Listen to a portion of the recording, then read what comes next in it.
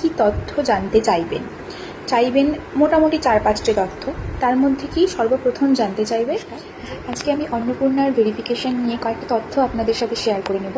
As a field লেভেলের staff আমাকে অনেকেই ইনবক্সে মেসেজ করেছিলেন বা জানতে চেয়েছিলেন যে দিদি আমাদের ফর্ম রিজেক্ট এসেছে, আমরা কি করব, এরপর নেক্সট স্টেপ কী আছে, কবে টাকা ঢুকবে বা ভেরিফিকেশন কিভাবে হবে, কারা আসবে। তো এই নিয়ে আমি একটা ছোট্ট ভিডিও আপনাদের সাথে শেয়ার করছি। হয়তো সবাইকে আমি ইনবক্সে রিপ্লাই করতে পারিনি, তার জন্য অনেক ক্ষমা প্রার্থী। তো বলি, অন্নপূর্ণা ভেরিফিকেশন কিন্তু স্টার্ট হয়ে গেছে এই মাসের 5 তারিখ থেকে এবং এই ভেরিফিকেশন চলবে এই মাসেরই 10 তারিখ পর্যন্ত। হাতে কিন্তু ভীষণ সীমিত সময়, এই সীমিত সময়ের মধ্যেই বুথভিত্তিক ভেরিফিকেশন শেষ হবে। এখানে আপনাদের করণীয় কী বা কারা ভেরিফিকেশন করবে সেটা নিয়ে আলোচনা করি। কীভাবে ভেরিফিকেশন হবে সেটাও বলছি। ভেরিফিকেশন হবে গ্রামীণ এলাকায় এবং মিউনিসিপ্যালিটি এলাকায়, যার যার এলাকায় এক এক রকমভাবে হবে। গ্রামীণ এলাকায় ভেরিফিকেশন কারা করবেন? বিডিও অফিসের যে কোনো কর্মী বা আশা দিদিমণি বা আইসিডিএস বা অঙ্গনওয়াড়ি দিদিমণি যারা আছে তাদের হাত দিয়ে ভেরিফিকেশন হবে এবং মিউনিসিপ্যালিটি এরিয়ায় সেখানকার কর্মীরা ভেরিফিকেশন করবেন। 4টে পদ্ধতিতে ভেরিফিকেশন হবে। কী কী পদ্ধতিতে হবে? হোম ভিজিট, মানে আপনার বাড়ি এসে যে কোনো ব্লক লেভেলের কর্মী হতে পারে, আশা দিদিমণি হতে পারে, আইসিডিএস বা অঙ্গনওয়াড়ি দিদিমণিরা আপনার বাড়ি এসে আপনার কাছে নথিপত্র নিয়ে যাচাই করতে পারে। দ্বিতীয়ত হতে পারে স্কুলে, যে কোনো একটা স্কুলে ক্যাম্প হতে পারে যেখানে আশেপাশের এলাকার সবাইকে ডাকা হবে, ডেকে সেখানে ফিল্ড ভেরিফিকেশন করা হবে। তৃতীয়ত হতে পারে ফোন কল, বাই ফোনে আপনার কাছে জিজ্ঞেস করে নেওয়া হবে, আপনার অ্যাপ্লিকেশন আইডি, আপনার লোকেশন, এগুলো নেওয়া হবে। এবং চতুর্থত কি অফিস ড্রপ অফ, যে কোনো আপনার নিকটবর্তী বিডিও অফিস হতে পারে বা পঞ্চায়েত অফিস হতে পারে, সেখানে হয়তো আপনার ফর্ম নিয়ে গিয়ে সেখানে ভেরিফিকেশন করা হতে পারে। এই 4টে পদ্ধতিতে যে কোনো একটা পদ্ধতিতে আপনার ফিল্ড ভেরিফিকেশনটা কমপ্লিট হবে। আচ্ছা, এবার এই ফিল্ড ভেরিফিকেশন যে হবে সেখানে যিনি অফিসার আসবেন তিনি আপনার কাছে ঠিক কী কী তথ্য জানতে চাইবেন মোটামুটি 4-5টে তথ্য। তার মধ্যে কি সর্বপ্রথম জানতে চাইবে যে আপনার ফ্যামিলি ইনকাম কত বাৎসরিক। সেটা আপনার একার নয়, আপনার বাড়িতে যতজন সদস্য আছেন তাদের টোটাল মিলে বাৎসরিক ইনকাম কত, আপনার বাড়িতে কয়টা পাকা ঘর আছে, 3টে না 3টের কম নাকি 3টের অধিক, সেটা জানতে চাইবেন। এবং তারপরে জানতে চাইবেন কি আপনার ফ্যামিলি মেম্বার কতজন আছেন। কারো ফ্যামিলি মেম্বার 10 জনও হতে পারে, তাহলে সেক্ষেত্রে ইনকামটাও ম্যাটার করবে। কারো ফ্যামিলি মেম্বার 2 জন হতে পারে, সেক্ষেত্রে ইনকামটা ম্যাটার করবে। সেগুলোই তারা ভেরিফাই করছেন। এরপর কি জানতে চাইবেন? এরপর জানতে চাইবেন যে আপনারা যে ফর্মটা ফিল আপ করেছিলেন সেটা অনলাইন হোক বা অফলাইন হোক, ফর্ম ফিল আপের সময় কোনো ইয়েস নোর বক্সে আপনারা ভুল টিক করেছিলেন কিনা বা কোনো তথ্য আপনাদের ভুল হয়ে গেছিল কিনা, ইচ্ছে করে ভুল নয়, বাই মিস্টেক আপনারা ভুল দিয়েছিলেন কিনা সেটা জানতে চাইবে। এবং আরেকটা কি জানতে চাইবে যে বর্তমানে আপনার যে অ্যাপ্লিকেশনটা আপনি করেছিলেন তার স্ট্যাটাস কী আছে, সেটা রিজেক্টেড, আন্ডার ইনকোয়ারি নাকি প্রসেসড, কী আছে।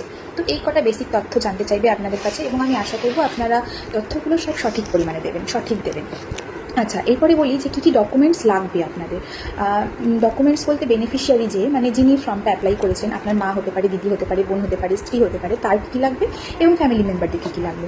যিনি বেনিফিশিয়ারি আছেন, যিনি অ্যাপ্লাই করেছেন, তার অ্যাপ্লিকেশন আইডি, মানে যিনি অনলাইনে অ্যাপ্লাই করেছেন তার দোকান থেকে হোক বা সাইবার ক্যাফে থেকে হোক, তাকে একটা আইডি দেওয়া হয়েছে, সেই আইডিটা লাগবে। এবং তার সাথে আপনারা রাখবেন Aadhaar card, voter card, PAN card এবং ব্যাংকের পাসবুক। এবং দেখতে হবে ব্যাংকে কেওয়াইসি কমপ্লিটেড আছে কিনা এবং আপনার যেই ব্যাংক দেওয়া আছে, যেই ব্যাংকের বই দেওয়া আছে সেটাতে ডিবিটি লিঙ্ক করা আছে কিনা। আর ফ্যামিলি মেম্বারদেরকে কী লাগবে? যদি ফ্যামিলি মেম্বারদের কোনো তথ্য ভুল না থাকে তাহলে জেনারেলি কিছু চাইবে না, আর যদি ভুল থাকে তবে Aadhaar card, PAN card, voter card আপনারা হাতের কাছে রেডি করে রাখবেন।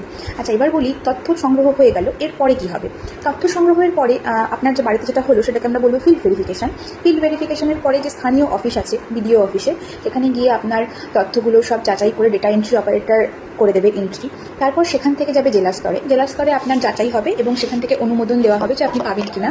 তারপরে সেটা চলে যাবে ডিরেক্ট বিকাশ ভবনে এবং বিকাশ ভবনে যাওয়ার পরে সেখানে আপনি অ্যাপ্রুভাল পাবেন, তারপরে আপনার ফান্ডটা প্রসেস হবে, তারপর আপনার অ্যাকাউন্টে টাকাটা ঢুকবে।